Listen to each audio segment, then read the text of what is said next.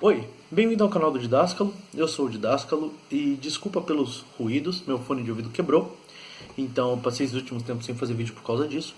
E eu senti que eu realmente tinha que fazer esse vídeo, então ele vai sair com um pouco de ruído mesmo, o áudio deve estar um pouco diferente, deve estar um pouco pior, mas eu vou tentar dar um jeito nesse ruído depois na edição, mas se ficar ruído, já fica as desculpas aqui, tá bom? Vamos lá.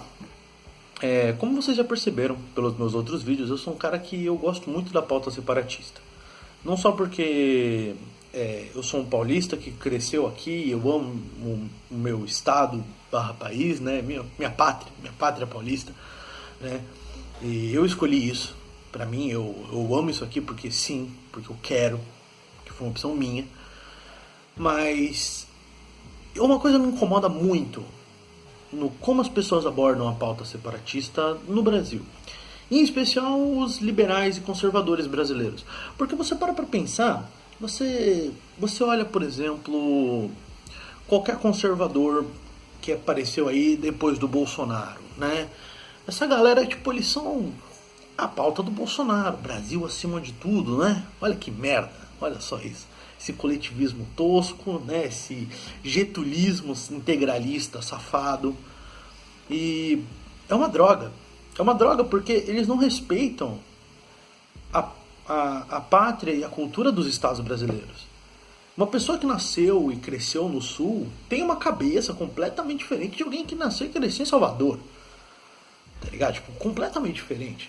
Assim como lá perto mesmo, entre os próprios estados da mesma região, é muito diferente. Um paulista é diferente de um mineiro, de um carioca, de alguém do Espírito Santo. Assim como no sul também tem suas divergências, apesar do povo lá ser muito mais parecido entre os estados, né? Mas qual é o ponto? Qual é o meu ponto aqui? O movimento conservador brasileiro que apareceu depois das eleições de 2018, ele tem uma pauta muito errada. Porque ele se apresenta como um movimento conservador barra liberal, né? Seria tipo um liberalismo clássico, assim, bem. E isso é uma bosta. Porque eles estão errados. Né? Tipo, o liberalismo clássico ele tem suas utilidades. Claro que teve, afinal ele fundou a Escola Austríaca de Economia. Que hoje tem a posição austro-libertária, que é a nossa, que é o que a gente defende. Nós, anarcocapitalistas, libertários, defendemos. Que é a pauta austro-libertária. E ela tem sim essa pegada liberal clássica, mas ela é muito mais profunda, porque o liberalismo clássico ainda assim defende o Estado e o uso dele. E a gente sabe que isso não é eticamente correto, é basicamente você legalizar, agredir e escravizar pessoas. No termo mais simples. Se alguém quiser entender mais sobre esse conceito e tal, eu sugiro ir lá olhar os vídeos do Rafael, do Ideias Radicais, que ele explica isso muito melhor do que eu, porque eu já disse aqui, eu não sou um cara que eu quero ficar abordando a filosofia da parada e tal. Não, minha parada é um pouco mais cultural, mas voltando para nossa conversa sobre a cultura do conservadorismo brasileiro. O conservadorismo brasileiro que ascendeu em 2018, e essa nova direita, né? Todo mundo fala, nova direita brasileira, não. Essa nova direita, ela não é nova coisa nenhuma. Ela, na verdade, é um reacionarismo daquele integralismo getulista. Tá ligado? Daquele fascismo getulista. O Getúlio, o cara que matou pessoas em uma guerra da independência do Estado de São Paulo. Essa lógica da independência, eu já dei ela antes, mas eu acho que eu vou fazer isso de novo, já que o vídeo cobre mais esse assunto de uma forma mais profunda, né? Foi assim, gente, para pra pensar. Guerra Constitucionalista de 32. Tá bom? Getúlio falou assim, acabou a Constituição. São Paulo e Minas, que estavam vindo da República do Café com Leite, estavam com o poder na mão, dominando o Brasil, não gostaram. E eles falaram, gente, tem que ter uma Constituição, a gente tem que fazer um negócio, né? Uma Constituição. Aí o cara falou, não, beleza, então a gente vai fazer uma Constituição. Só que o problema é que ele falou isso meio tarde. Porque dia 23 de maio de 1932 a gente teve um protesto em São Paulo, um protesto movido principalmente por estudantes, né, onde aconteceu o massacre do 23 de maio. Né, soldados do governo, soldados de Getúlio, atiraram e mataram 4 jovens. Mais tarde, 22 dias depois, um quinto jovem morreu. E esses jovens deram o nome do movimento MMDC e tudo mais. Essa história você já conhece, vocês viram isso na escola. Mas o importante é, você para pra pensar, cara, ok, foi lá, beleza, tá, e 9 de julho, o que aconteceu 9 de julho? Eu só assim, não, a gente quer a declaração da Constituição. Ah, não, não vai ter declaração da Constituição. Então, a gente vai entrar em guerra.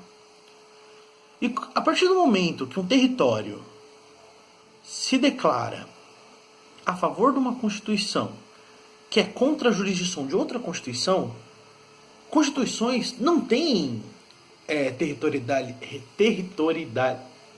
Tá difícil a palavra. Elas não dividem território, elas não dividem jurisdição. Não existem duas Constituições embaixo do mesmo teto. Talvez, tipo, por exemplo, se você pegar exemplos de constituições estaduais ou locais, tá ligado? Mas que prevêem o respeito à Constituição acima, isso possa acontecer, mas, tipo, no cerne, o que divide o poder jurídico de Estado é a Constituição. É o que define o poder jurídico de Estado. Ele fala quem faz parte, até onde faz parte e o que pode fazer, né? E a partir do momento que São Paulo fala assim, gente, eu quero uma Constituição, mas Getúlio já tinha declarado que ia fazer uma Constituinte. A partir do momento que você tem duas propostas de Constituição conflitantes, a brasileira e a paulista. A partir do momento que você consegue entender que as duas não podem coexistir, afinal, uma Constituição é soberana em cima da outra, você saca que era uma guerra de independência. Uma guerra de independência que foi perdida por São Paulo, 2.000 e tantos paulistas morreram. Morreram 5 mil soldados brasileiros. Parabéns, Exército de São Paulo, por essa resistência ao fascismo de Getúlio. E ele manteve essa cultura viva, né? A gente tem a Avenida 23 de Maio, a Avenida 9 de Julho, e tudo isso eu falo lá no meu primeiro vídeo, que eu falo sobre Estado, a ideia do Estado brasileiro, né? Que é um Estado autoritário e tudo mais. Isso aí tudo eu falo com mais especificidade lá, então você pode ir lá assistir. Mas o que importa aqui? O que importa aqui é assim, a direita brasileira ela é errada. E eu não tô nem falando dos bolsonaristas agressivos, que é Brasil acima de tudo, tá ligado? Deus acima de todos. Não tô nem falando dessa galera. Eu tô falando do tipo, por exemplo, os liberais brasileiros. Os liberais clássicos brasileiros, ou os que dizem que seguem a tradição clássica no Brasil, né? Tô falando tipo do MBL, por exemplo. O MBL, foi eles que me inspiraram a fazer esse vídeo. Porque eles lançaram 2 vídeos. Um hoje de manhã e outro ontem. Partindo da data desse vídeo, dia 18. Lançaram um dia 17 e outro dia 18, agora do 6. Ontem eles lançaram um vídeo falando sobre a falta de poder legislativo nos estados. Que os deputados estaduais passam a maior parte do tempo deles falando picuinha. É claro que sim. Eles não têm independência jurídica. Tudo que eles fizerem vai ser barrado por uma lei federal. Eles não têm poder sobre o estado. Eles só podem fazer coisas o quê? Que a Constituição Federal ainda não definiu? Que porra você acha que eles são? Professor substituto? A gente paga salário pra esses caras. É óbvio que eles têm que fazer o trabalho deles. Só que você não pode ficar exigindo que eles façam um trabalho se você defende o poder centralizado federal. Ah não, mas a gente defende mais poder pros estados. Eu não tô falando de mais poder pros estados, eu tô falando de independência jurídica. Eu tô falando que a lei acima do estado, por exemplo, São Paulo e Rio de Janeiro, tem que valer acima da lei federal. Porque isso, além de criar uma saudável, muito saudável competição de jurisdição, onde quem tiver leis melhores atrai mais gente, como por exemplo é o caso de São Paulo, que suporta quase 1/4 da população brasileira. São 46 milhões de pessoas em um estado. Tem 210 milhões de brasileiros no Brasil. E a gente não vê eles defendendo esse tipo de coisa. Eles falam, não, a gente tem que botar os deputados estaduais pra trabalhar. Não, velho, não, você não tem que botar os deputados estaduais pra trabalhar. Você tem que garantir que o trabalho deles não vai ser fudido. Ninguém dá importância pro que o deputado estadual faz, porque na prática ele não tem poder nenhum. Porque pode passar um bagulho lá no Congresso que vai barrar completamente as leis. Eu não tô dizendo que o argumento deles não é válido. O deputado estadual tem que trabalhar melhor, sim. Sim, claro que tem. Mas ele não é obrigado. Porque a lei federal vai comer ele de qualquer jeito. Então o negócio é, se você defender independência jurídica para os estados, 10. E aí eles lançaram um vídeo de hoje. O vídeo de hoje eles falam sobre a treta que está acontecendo em Hong Kong, né? Por causa de uma série de leis que eles querem aprovar de extradição para a China. Como Hong Kong é um pedacinho de liberdade dentro das zonas economicamente especiais da China, e eles têm uma visão muito mais liberal, vindo da tradição britânica, que tem tudo a ver com a história de fundação deles. Se alguém quiser aí pedir nos comentários, eu faço um vídeo depois sobre. Mas assim, o que importa é, Hong Kong é muito liberal, é muito laissez-faire, é muito livre mercado. Não é à toa que é um espaço desse tamanho de terra e é gigantesco em economia. Gigantesco, gigantesco. E eles têm independência jurídica sobre a China. O problema é, a governadora de Hong Kong, ela gosta do governo chinês. E ela quer passar a lei de extradição para a China. O problema é, a China é um governo comunista autoritário. Agora me diz, já que vocês defendem isso para Hong Kong, por que a MBL não defende isso para o Brasil? Esse nível de independência jurídica, onde a China está querendo mandar Hong Kong fazer uma coisa, mas Hong Kong tem independência e fala, não, eu não quero. Cadê vocês, senhorizinhos do MBL, que falam que gostam tanto do Mises, defendendo a secessão? Não existe, né? Porque é fácil, não é fácil? Eu nunca vi um cara do MBL, defender, por exemplo, que São Paulo tem independência jurídica ou financeira. Eu não vou dizer que eu conheço todos lá, eu não conheço. Eu não sei como é a cabeça de todo mundo lá. Com certeza tem uma galera que apoia mais, outra galera que apoia menos. Mas o movimento em sério, eu nunca vi defender isso. Eles gostam de levantar a bandeira do Brasil. E é engraçado porque o Renan Santos vai lá, veste camiseta do Você Tem um Dever a Cumprir, de 1932, mas eu nunca vi ele falando que São Paulo tem que se separar dessa porra.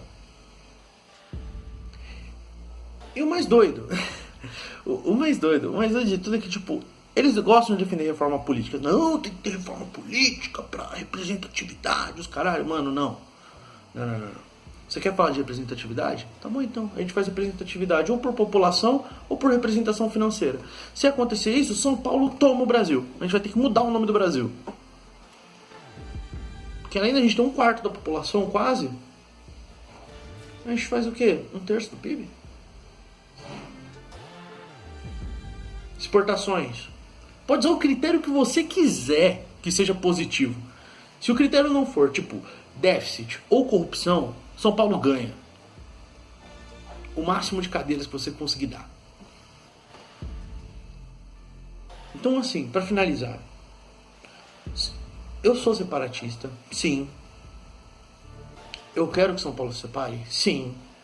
E mais do que isso, esse vídeo não é uma crítica crua. Se um dia esse vídeo chegar nas mãos de qualquer uma das pessoas que eu citei aqui, ou de qualquer pessoa que se identifique com as ideias que eu citei aqui, entenda, cara, entenda. Você não está defendendo liberdade. Porque liberdade se defende defendendo secessão, defendendo separatismo, descentralização.